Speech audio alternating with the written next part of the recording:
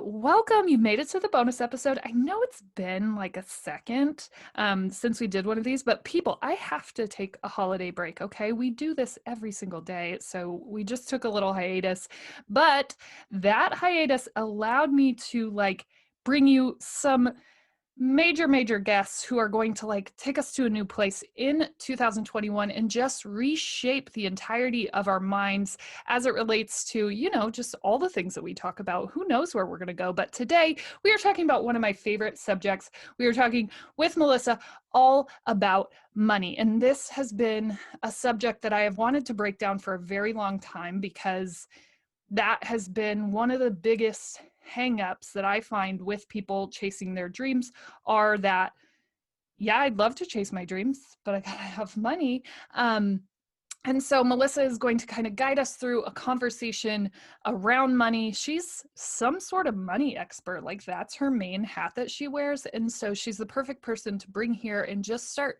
breaking down some of those beliefs that we hold around money that we want to break down and move through as we venture into chasing our dreams. So Melissa, thank you so much for being here. Go ahead and just kick us off with all things you. Go.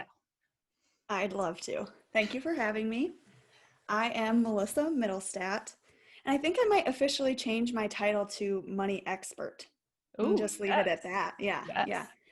It was nice in the intro. I was like, okay, we'll just go with money expert and see where that takes me. The title that I am working with right now is entrepreneurial money coach. I specifically work with women who run small businesses. And that could be a side hustle, that could be a full-time small business, that could be a small business as the government defines it as, less than 500 employees. So anywhere in that realm. I have been working with money in various capacities for the last 10 or so years in regard to my own debt-free journey, which we can certainly dive into that if you'd like to at some point today, and working with a budget, which has also been for the last 10 to 12 years, and holding various positions on boards as treasurer, etc. I've always had a fascination with money, and that is not common in our society. So just the ability to kind of surround myself with other folks who like to talk about money. And so I'm super glad I'm here and know that, your audience is intrigued by it, and I can't wait to dive in. Yeah, well, thank you for that, money expert. Okay, Melissa, the money expert, here she is, folks.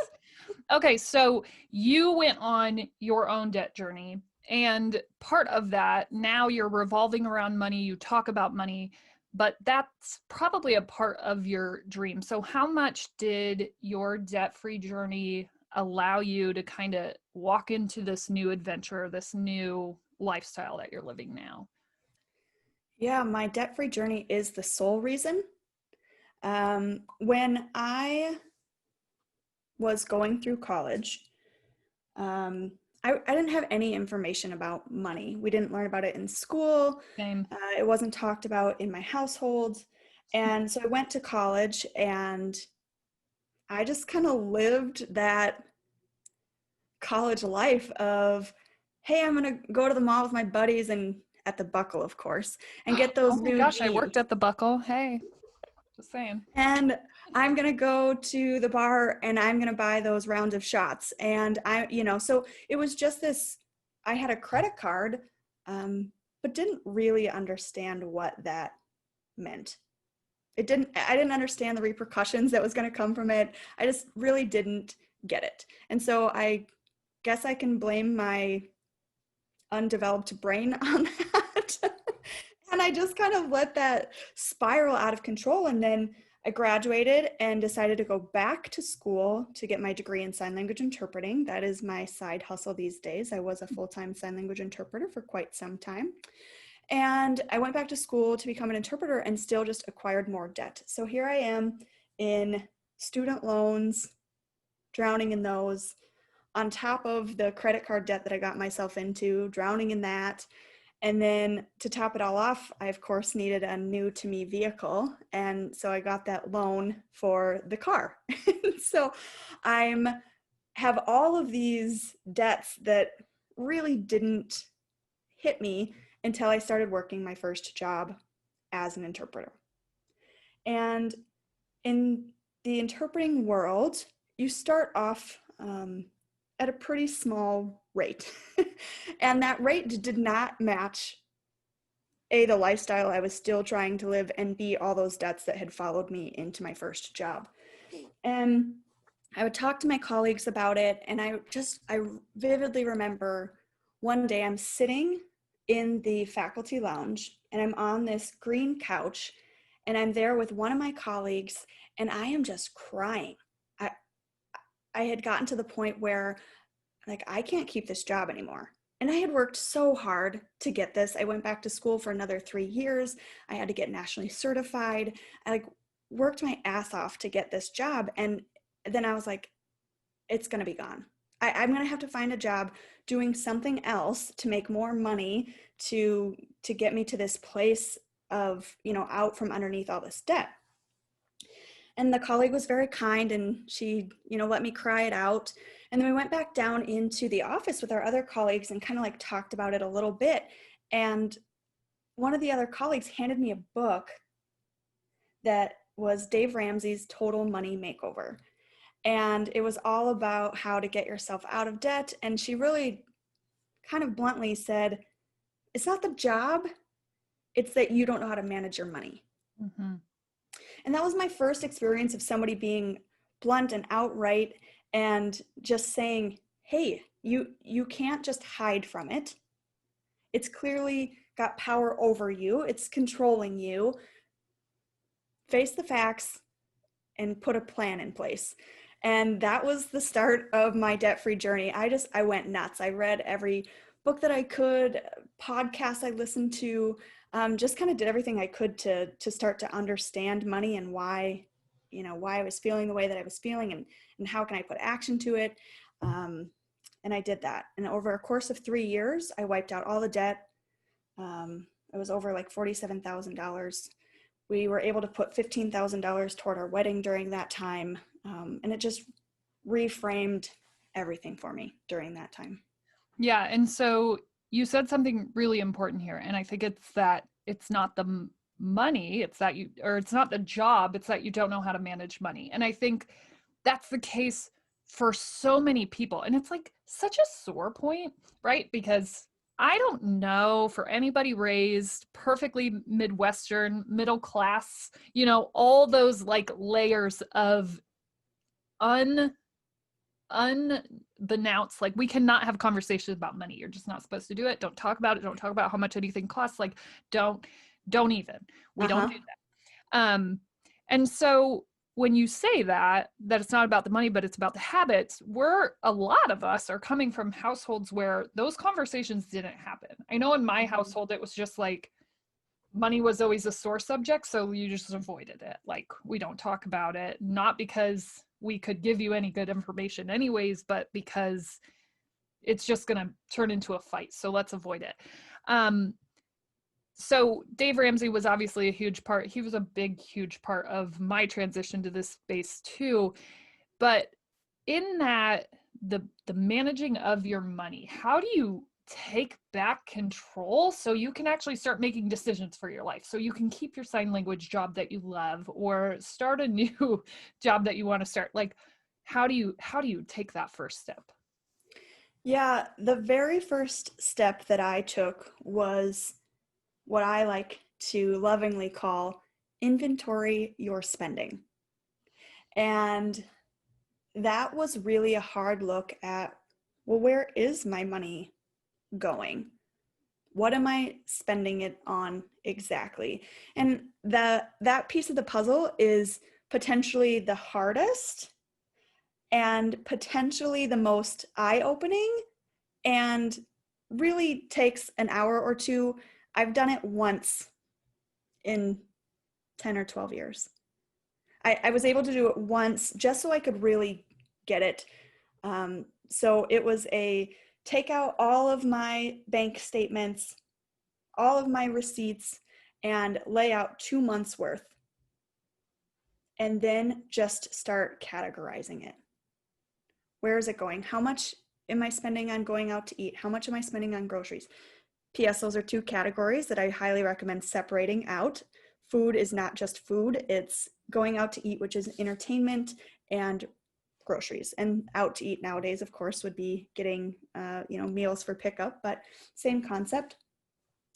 And then once you outline all of that and see where it's going for 2 months, then you can kind of take an average and say, okay, here's what I'm spending. This is all of it. Here's how much I'm bringing in. How does it match up? And since Dave Ramsey, it's not the sole method that I follow anymore, but it was what got me started, is the zero budget method, right? So you look at all of what you're spending and does it match up and does it come to zero, or are you overspending somewhere? That was the first step, is inventorying my spending and just getting that holistic look at where is the money going. And it sounds scary, but what I'll tell you is you're probably going to be shocked at how much money you actually have. Like when you write, like how much of your money is just disappearing into places that you are unconsciously giving it. Like, and it's not even stuff that you don't know. It's just like when you don't know how much you have to spend. Like when we started ours, I didn't even know how much money, like how many dollars per month we brought in. I was just spending, like, okay, as long as we don't go to zero, we're Right. good, right? And so that's the importance of breaking that down. You can't really know what you're up against until you start writing it down, until you start looking at it. And it sounds super scary, but you'll probably go, oh my gosh, I spend $30 a week on coffee? Like, that's crazy. You just don't even think about it, especially as easy as that exchange is now, right? Like, Yeah. Yeah.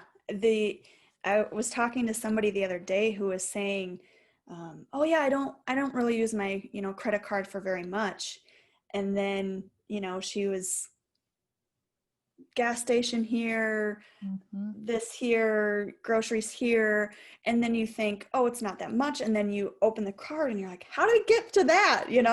And, and I want to make sure that we're putting the framework, the lens here, that we don't ever want to be ashamed, right? Like we're not trying to put shame toward this. We're just trying to put light on where you actually spend it. Because if you have a value of having your coffee every day or having that specialty coffee every week, then I want you to budget for that. I want you to have that joy. I want you to, to be able to keep that. But then where else does that money pull from? Like, am I taking that from the grocery budget, or am I taking that from my clothes budget, or whatever, So it's really about figuring out where your values are and then lining those up so that way you're budgeting for, what's important to you. yeah. And I appreciate you for calling us back to that. Because, yes, by no means was I like, what? I'm such a bad person. I spend $30 on coffee. Like, girl, get your coffee, especially get the good stuff. Like, get something you're going to drink and enjoy. It's just about really knowing where that's going. And yeah, aligning with the things that you value. If all of your money is going towards, I don't know, snow equipment, but you hate snow, like that would be a silly thing to spend all of your money. Right. Yeah, And so exactly. I think it really gives you the ability to make sure that you're spending stuff on stuff you actually like and enjoy and not just throwing it somewhere. But I think the biggest Yeah. relief is when you did it, did you actually find more money or less? Well, when I first did that, it was very scary, and it did kind of make my heart drop a little bit, because I was living a lifestyle that was I was out spending what I was bringing in, and so I was on that paycheck to paycheck cycle, and I just kept like rolling it over with the use of the credit card. So it was a reality of, okay, this is how much money I have to work with. Let's figure out what that can afford. But to your point, once I got 3 months, 4 months, 5 months in, and then all of a sudden I was able to put $200 a month toward the wedding. And then I got a bonus check, and then I was able to put that whole bonus check toward the wedding, that type of thing, where it's like, oh, yeah, that I probably just would have spent that frivolously before had I not really understood and saw the numbers, right? And so it does get to that point where you feel like, oh, there's more money there than I anticipated, but you really just, kind of have to put in the work. It does require some elbow grease in the beginning, right? To get that process Well, going. It's yeah. not a, it's not a 180 overnight, that's for sure. And to continue kind of talking yourself off of the ledge, because I think anytime that we approach budget or money or anything, there's like, at least for me, there's this huge wall that goes up and it's like, nope, we're not going there. There's pain there. There's like, we're not supposed to be doing this. Mm-hmm. So it is the continuous pursuit of breaking that wall down, and that just, it happens over time.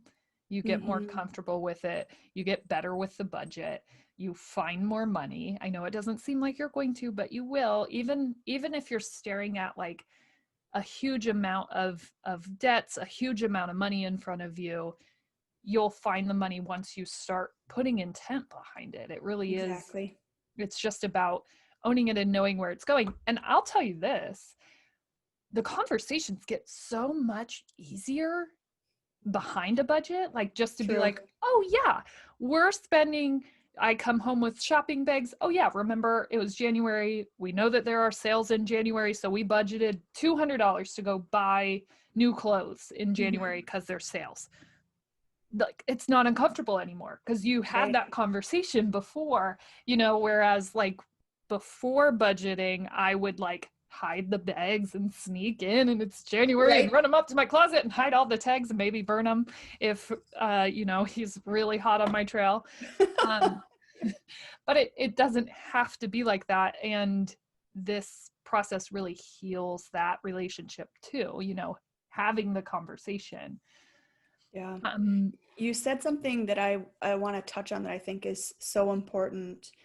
When people hear that word budget, you're right, that wall can fly up so fast that it's, I don't want to hear anymore. I don't want to think about that. It makes me sick to my stomach. I was talking to somebody who's a mindset coach, and she was saying that even for herself, the word budget, it just like made her cringe. Like she physically would like hunch her shoulders and kind of back away to that word. And it was a good reminder for me because I use that word on a regular basis, and so it doesn't have that Melissa just throws it out there and everybody's like, yikes, the budget lady. yeah, exactly. I don't want to be the budget lady, clearly.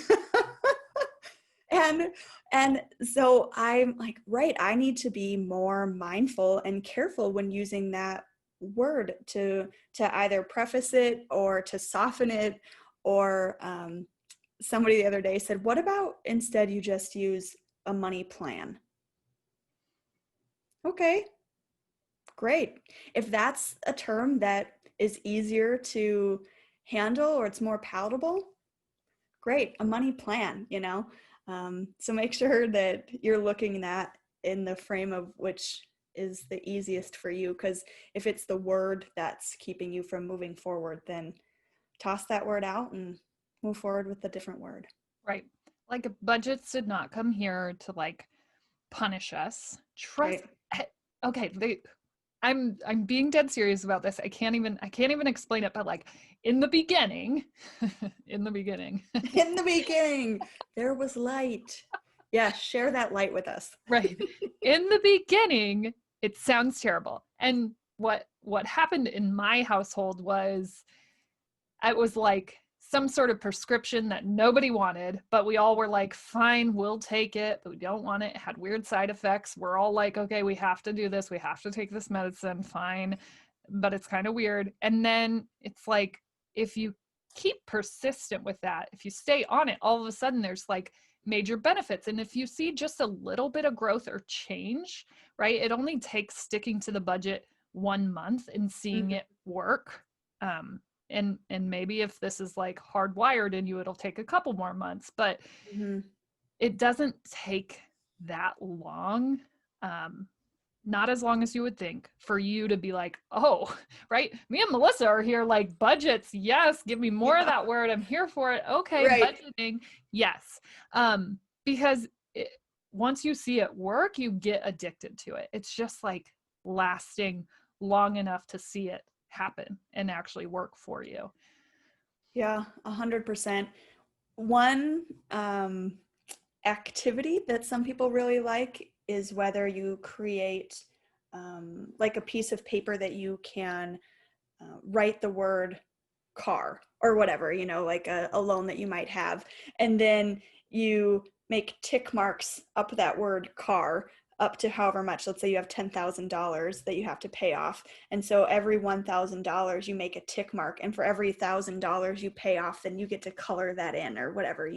So doing some sort of something that, gives you joy in the midst of because to see that happen, to see that money getting put toward, you thought this loan was going to be hanging over you for the next 5-6 years. Well, it doesn't have to. You can make a plan and you can hammer down on that, and just, I don't know, that feeling of, I did that. It's the sense of accomplishment. It's an indescribable feeling. When I had my debt-free party, and mind you, it was just with a couple of people who really got it. Mm. I mean, Um, that's the challenge, finding people who that's the get it. challenge. Don't tell people who don't get it. They will call you crazy, okay? Just saying. Yeah. Yeah. And that's one big piece of advice is find people that are comfortable talking about money. They want to support you on this journey. If you're just like running to tell your best friend, and your best friend is someone who's like, I'm always going to be in debt, and it doesn't matter how hard I try, or credit cards this or credit cards, whatever. The But points. The points. the points, yeah. Then if they shoot you down, then it's going to be really hard on your journey to then say, but no, look at all this success that I'm having. So find an accountability partner or somebody that enjoys talking about money, so they can share in those exciting moments with you. Yeah, and push you, when you do get kind of, because it's not going to be easy Right. for everyone. So when you do have those low moments between whoever you're going on your debt-free journey with, or if you're alone, like find common ground with someone who gets what you're going through, or at least agrees with what you're going through. Right. They Right. may not be on the same journey, but as long as they're not like trying to shoot you down and tell you that, you're going to miss out on the points, and you're going to certainly have a car breakdown if you drive a car that you can actually afford, like those aren't your people. Keep Right. going.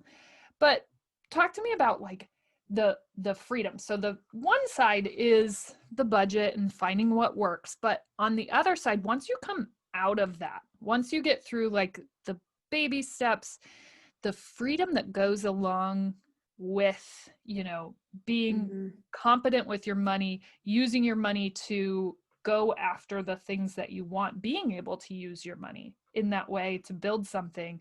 Talk to me about that transition and what money can do to free you. Yeah. So in my interpreting journey, decided that I wanted to go out and be a freelance interpreter. So that means starting my own interpreting business. That means having to find my own clients. That means having my own contracts and all of those, things that come along with running your own business, and finding different agencies to partner with. And I would not have been able to do that had I not understood my money. As you and I were touching a little bit on the fact that we think society thinks the 9 to 5 is where my security is, right? Like that's where I need to stay, because that's where I'm going to get that paycheck every 2 weeks. That's where I'm going to get my health insurance. That's my safety zone. And I get how we embrace that mentality, but it's not where I wanted to stay, you Mm. know? And I wanted to see what it was like. I wanted to be able to price myself the way I wanted to price myself. I wanted to work the hours that I wanted to work. I wanted to be able to take days off when I needed to. And that freedom came from understanding how to budget. Now, variable income, that's one of the things that I work with primarily. That's one of my expertise. And when you have variable income, often you just try to go with the ebbs and flows of that income. And my recommendation is to actually do the opposite of that and create stability with your variable income. So let's say one month you bring in $3,000 and another month you bring in $5,000, and then the next month you bring in 4. Well, your average, you're bringing in 4. So on the high months, you put money into a savings account so you can bring that up and bump your budget up for those low months. And then you create that sense of security. And instead of just bringing the money in and then paying bills and letting it go out, you want to be able to put it into an account so you can pay yourself, whether you pay yourself on a weekly basis or you pay yourself on a bi-weekly or the 1st and the 15th of the month or whatever that looks like. But just create those structures for yourself in your own business, and then you can get that sense of security in a variable income job. Yeah, yeah, because you're building it. And I think the biggest thing is, in jumping off into an adventure like that, because maybe that's something that you want, or maybe that's something that you want to try, is just knowing that you can, right? Like Right. knowing that you'll be okay, you'll still eat, you'll still all these things, and that comes from knowing that the money is there and crossing over into this place where it's an abundance mindset, that Right. the money's going to be there and the money is already there. And that comes from just kind of banking your own security. Like you said, make sure that you're not just working in the scarcity mindset of money comes in, money goes out, money comes in, money goes out. And I think a lot of us, at least a lot of the people that I was raised around and the way that I was raised, was that that's how it works, right? Like Mm-hmm. when it comes in, we need to hurry up and spend it because it's just all going to go away. Right. And I think that's kind of a hard mindset to shift, believing that it's It going to be. certainly is. Yeah. Do you work with people who struggle with that, with not just spending it all because they see it? Yes. Yes. And there's a few different things that I recommend for that scenario. First and foremost is really creating a money mantra, right? And for me, my money mantra at the moment is, I am a money magnet, right? So I say that to myself in the morning, and I say that to myself before I go to bed. And anytime that I start to panic, because we're all going to panic about money, that's not going away. And the second I start to feel that come up inside of me, then I can just turn that script around and say, I'm a money magnet. Money flows to me easily, right? And then we get our brain trained around that. So I have someone that I'm working with, and their primary mantra is, the money is there, I am secure. And they've been saying this to themselves every day for the last 2 months. And I cannot tell you the mindset shift, because it was, instead of looking at the bank account and seeing it dwindle and the panic, right? It's like, yes, the panic still comes, but the money is there. I am secure. So a money mantra, I think, is huge. Mhm. Just to even start getting our brain to wrap around the fact that let's leave scarcity mindset behind, or try to as much as possible, and get ourselves focused. Um, Money is an energy exchange. And if we're constantly putting negative energy toward money in how we think about it, how we act, how we interact with money, then negativity is what we're going to be getting back. I know that sounds a little woo woo. I'm not sure how No, woo we're all woo woo woo you here. are, but Okay, it's completely woo woo. We've crossed over. we've crossed, It's real. we're in that space. But yeah, so having a mantra will put you in that positive framework. Another piece to that puzzle is thanking your money. And that's when it comes and when it goes, both.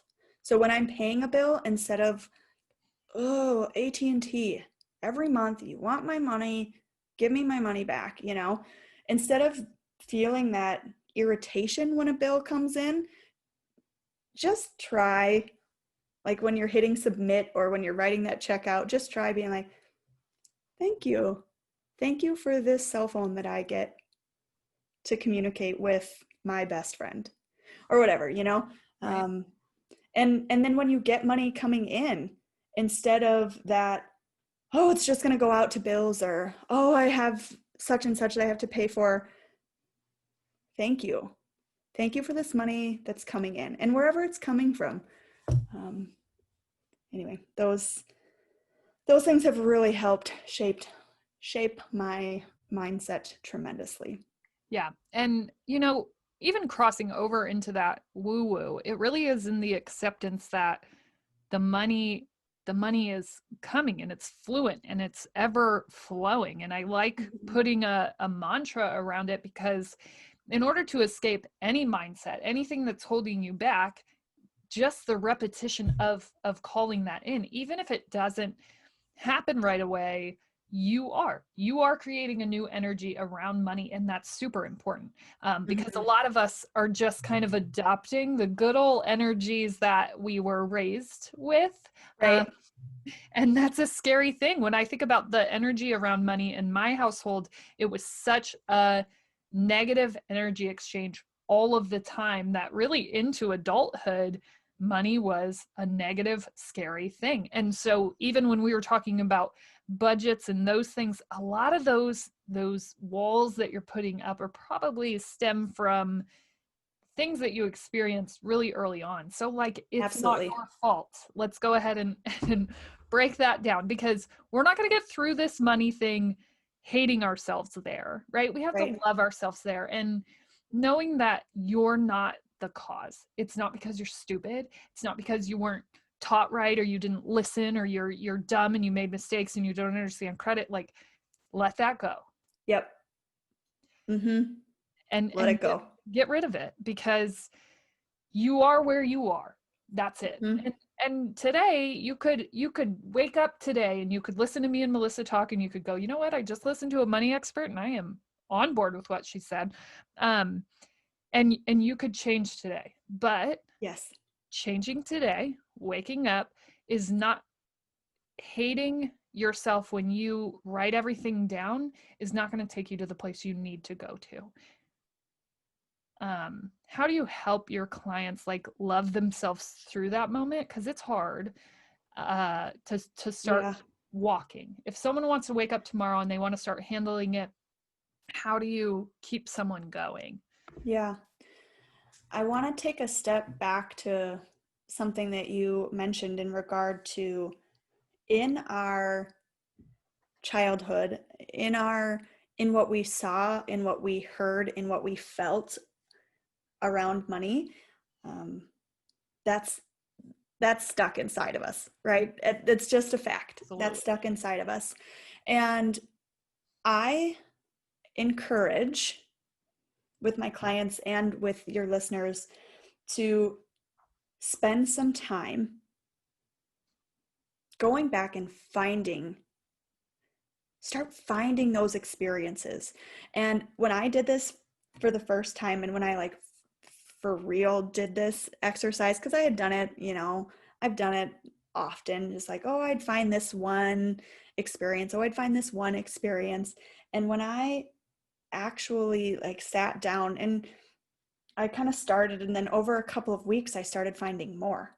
And I had 3 or 4 pages of experiences in connection to money where I had some sort of emotional connection to it. And that emotion was not positive, right? It was either frustration, sadness, anger. I was ashamed, I was embarrassed, whatever was connected to that. And I'm reading this book right now. It's called Get Rich, Lucky Bitch. And Love the that title. Here for that. yeah, and the author walks through this process, and then she says, when you have these, then it's time to give forgiveness to you for how you felt in that moment and for how that experience shaped you, to the people involved in that. So let's say, the experience, your parents were involved or something, and they made you feel embarrassed or something. Then you're going to want to say, Mom and Dad, I forgive you for that situation. And just being able to let that go and get that out there, and then say that to yourself. Melissa, I forgive you for how you reacted in that moment. I forgive you that you felt embarrassed. Right. And let that go. And just being able to, give yourself that sense of, okay, I can let that situation go. And now that I know that, now I can start to shift my mindset, like we had talked about with mantras and thanking your money and that type of thing. And so it's just really walking them through that process, is finding those different experiences, letting those go. What's your new money mantra? And so it's just this evolving process of what's coming up in the moment. Yeah. Yeah. I love that. And I really appreciate that. I think it's like people, the good people of this planet that we live Hear ye, hear ye. I've been watching way too much Hamilton. It's starting to come up. Okay. No, I'm not watching it. I'm just listening to the music. Okay. But I'm obsessed with Hamilton. Yeah. Okay. We got to move past here. Good people. Okay.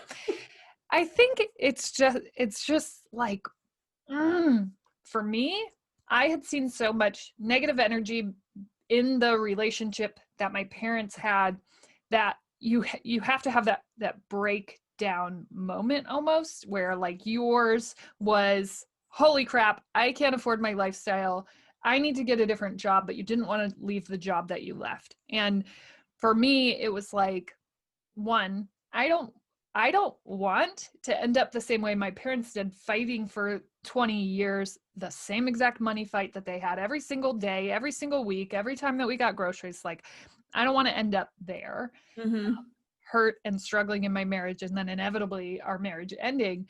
I don't want to do that. But on the other side was like, I actually want to live my life. I don't want to live under this like shadow of, money owns me. Right. And this is where you flip that script, right? I own my money. Like, I own it and I can do what I want with it. Yes. And you can't until you know where it's going. And the beautiful thing is, yeah, you can show up today and decide that you want to be intentional with your money. And we talk about intention all the time. And so what is your intent with your money exchange? What are you putting energy towards, right? That's a big shift to make. You help people in their small businesses build and shape their lives in a completely different direction. And that's a decision. You have to decide. Right. What do you want to do with your money? Exactly. Yeah, you have to make that decision, and then you have to keep working on that. Right? Yeah. It's your money, Your money story started when you were young, and it will continue with you for the rest of your life. And it's not to say that, oh, it's going to be this hard all the time, and I'm going to have to be thinking about it every second of every day. That's not the case, right? But you just start making small steps and small shifts, and then you'll see that. Is my relationship with money perfectly healthy? No, it's not, but it's worlds away from where I started. Yeah. Yeah. Cause even like today, I was getting groceries and then I'm like, oh my gosh, they have sale stuff. And like sale stuff is it's my love language. Okay. We've already talked about this. But the where I used to lie was like, oh my gosh, sale stuff. This is scarcity. Like we got to load up. This is sale. Like, come on, we're not going to be able to get deals like this forever. And now it was like, I was walking through the aisles and I'm like, do we need anything? I'm like, well, yeah, we need all this stuff. I don't even know what this is, but like I need it. It's $1. Okay. It's $1. And then I end up buying like a whole section of Walmart because it's all $1. And right. Like Get me another cart. now I spent $250, but at least I have all of the dollar items that you offer. But I think again, it's that this is never going to come around again. Oh my gosh, I got to get it now. And it's a shift, right? And that shift, not only with how you spend your money, but also just how you call it into your life, like knowing that it's going to be funded, knowing that you can do what you desire with it. And that's the exchange.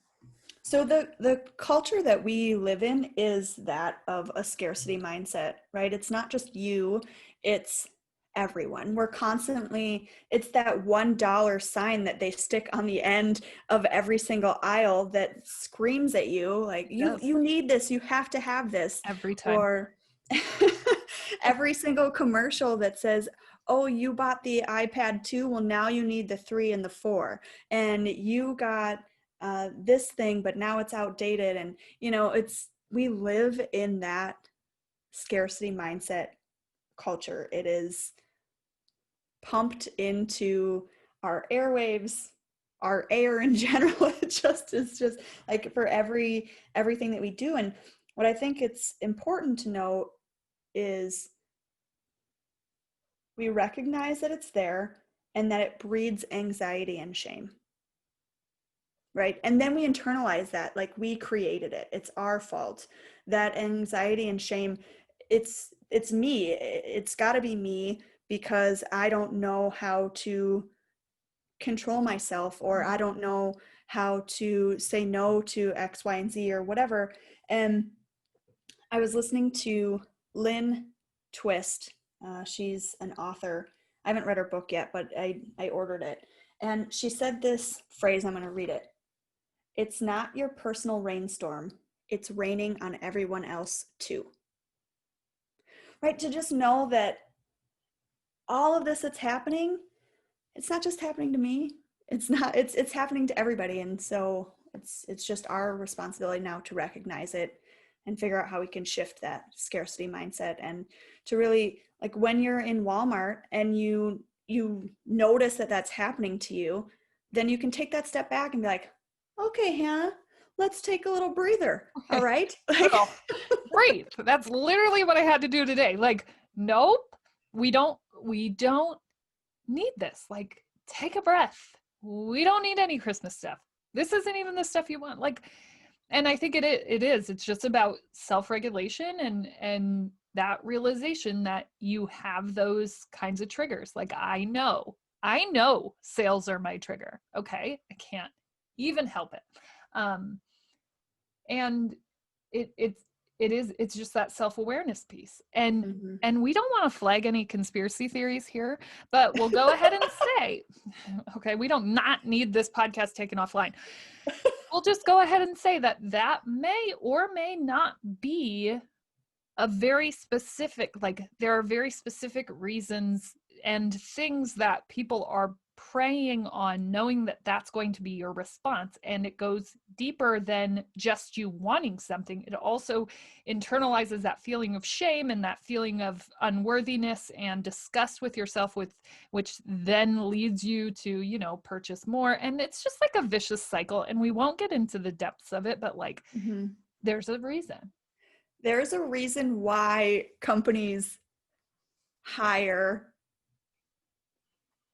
the marketing people who have backgrounds in psychology and you know, and know how the human brain works. You know, they're not dummies.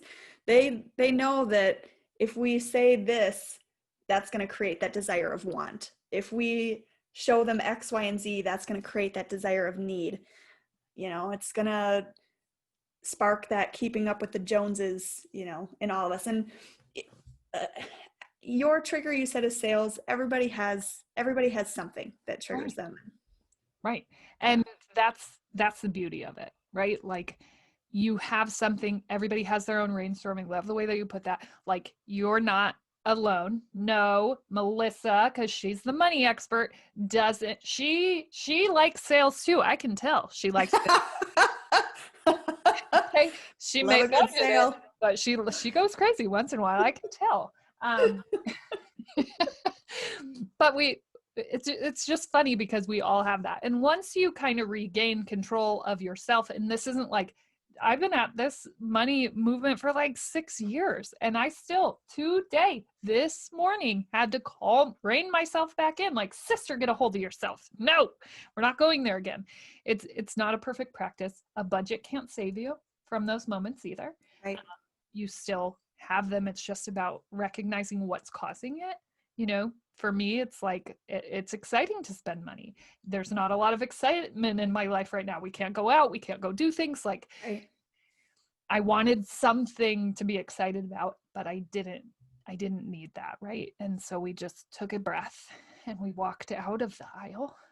And we didn't buy all the gift bags, even though I'm certain that there are going to be things that I need a gift bag for next year that I'm going to be shooting myself in the foot for not buying the 10-cent gift bag today. Dang it. I could have saved 90 cents.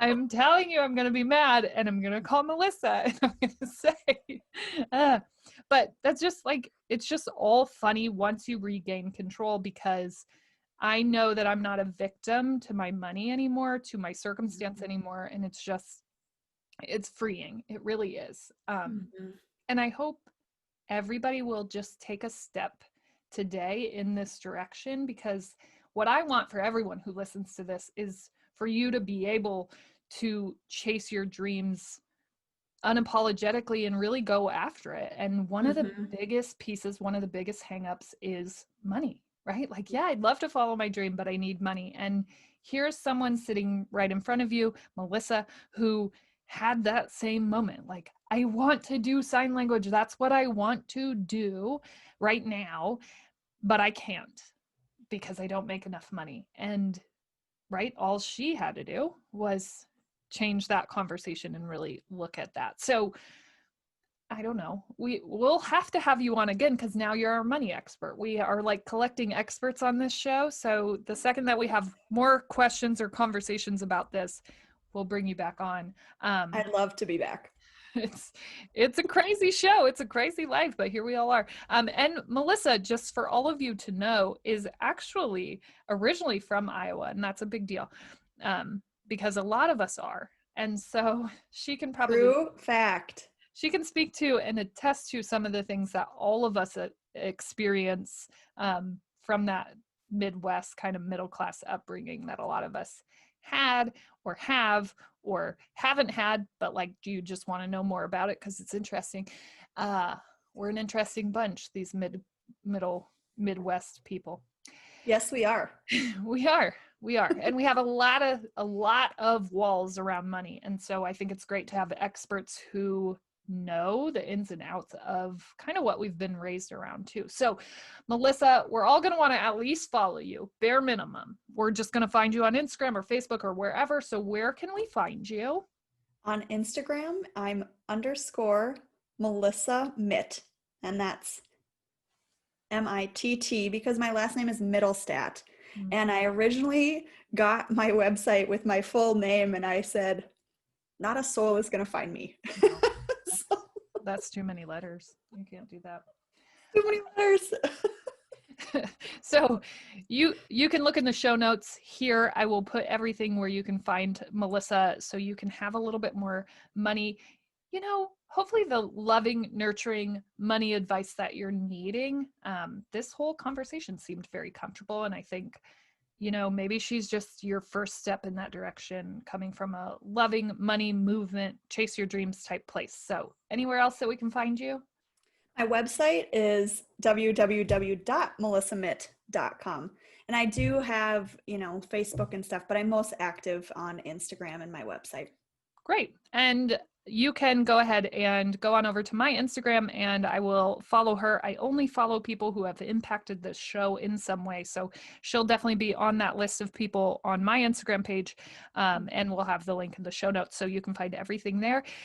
Thank you so much, Melissa, for being here and just gifting us with your money advice. I don't know. Let's just start taking steps to take control so we can make decisions in our lives. That's what we all want, right? This is a major, major, major piece of that puzzle. Thank you so much for being here today. Thank you for listening. I don't know. You're just the best. Let's do this. Okay. As always, you're smart, you're strong, you're beautiful. What are you going to do? Change the world.